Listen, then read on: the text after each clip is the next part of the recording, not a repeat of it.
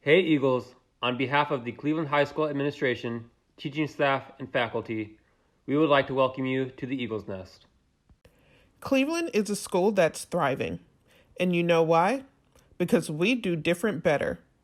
We pride ourselves on thinking outside the box so that our students are not only learning, but they can also feel safe, seen, and heard.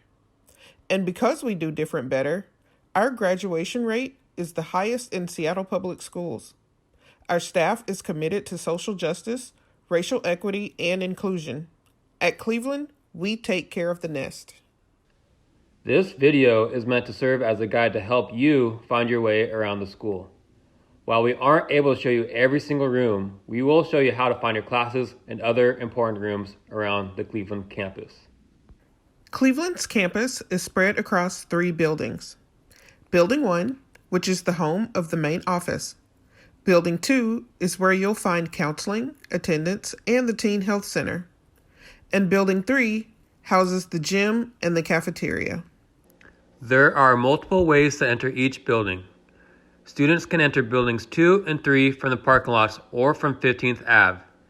These are known as lower entrances.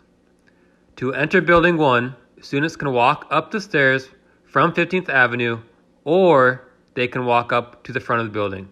That's the side that faces I-5.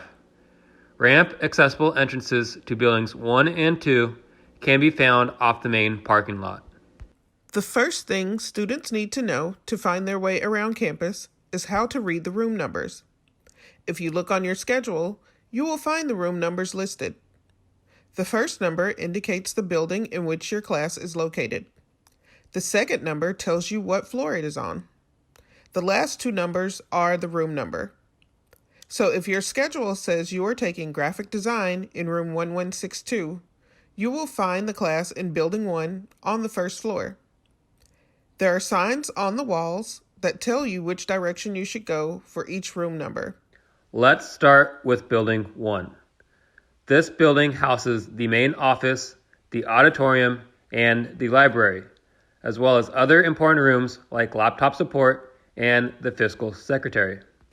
There are 3 floors in building 1 with 4 staircases.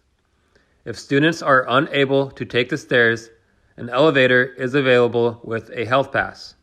When using the front entrance facing I-5, you will arrive at the main office. All visitors must check in at the front desk. Inside the main office is the head principal's office and an assistant principal's office. There is also an office for the building security team. Across from the office is the auditorium and restrooms for the first floor.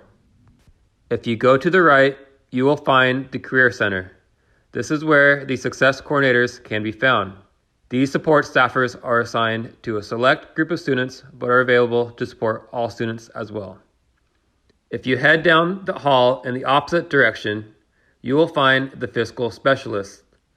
This room is where you will go to pay any fines or fees, buy yearbooks, and take care of any other financial issues. On the back side of the first floor, you will find the music room, computer sciences, and engineering rooms. You will also find a graphic design Mac lab, which is home to Cleveland Publications, the school's journalism program. There are also entrances on both sides of Building 1, which connect to courtyards between the buildings. Think of it this way. No matter where you enter Building 1, you will make a big circle around the first floor. The second floor of Building 1 is all classrooms. And on the third floor is where you will find the laptop support room and the library.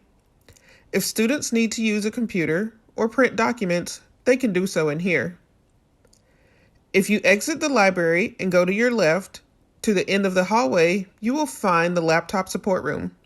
Students who are experiencing trouble with their school-issued laptop can get help with it here.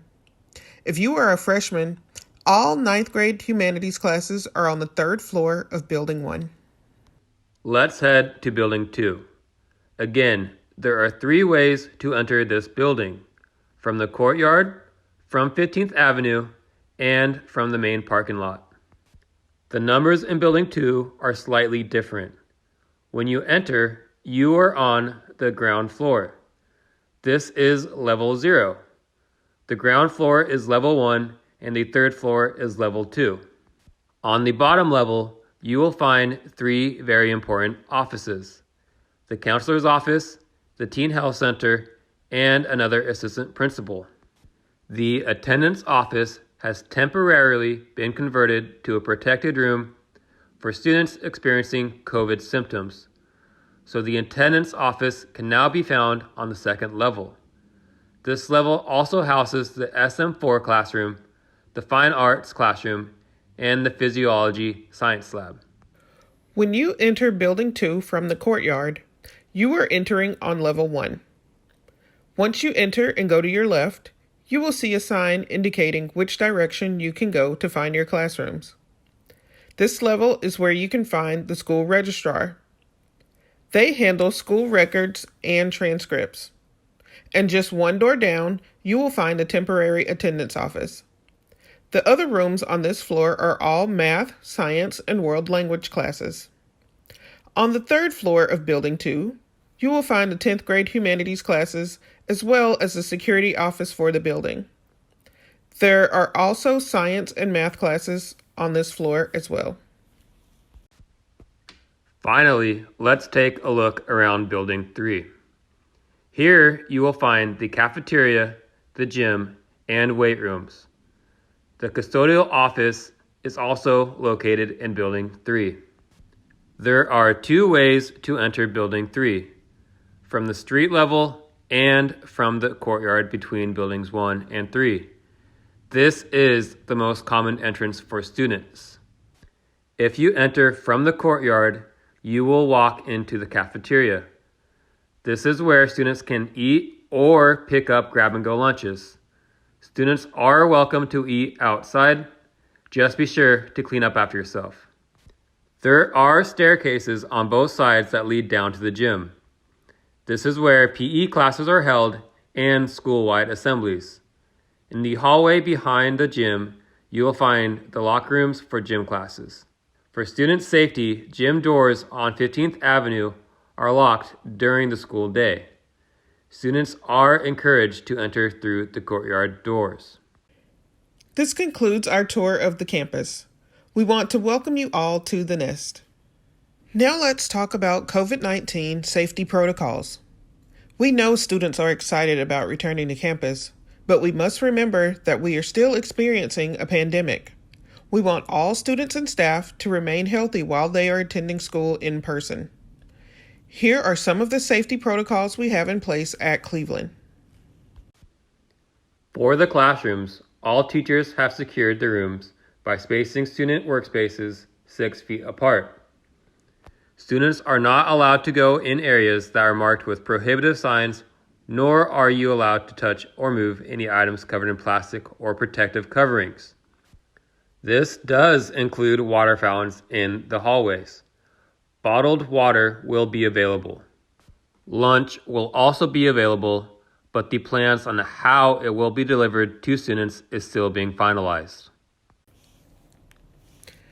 This spring, entrances on campus will be limited.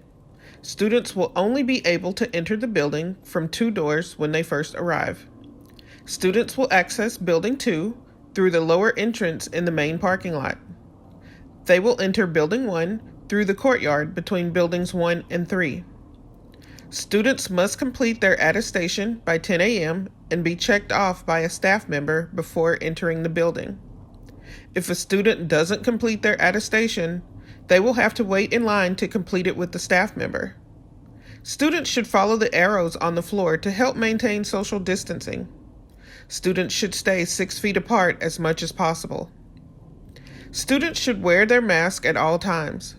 Avoid congregating in the hallways with friends. Restrooms can only have 1 person in them at a time.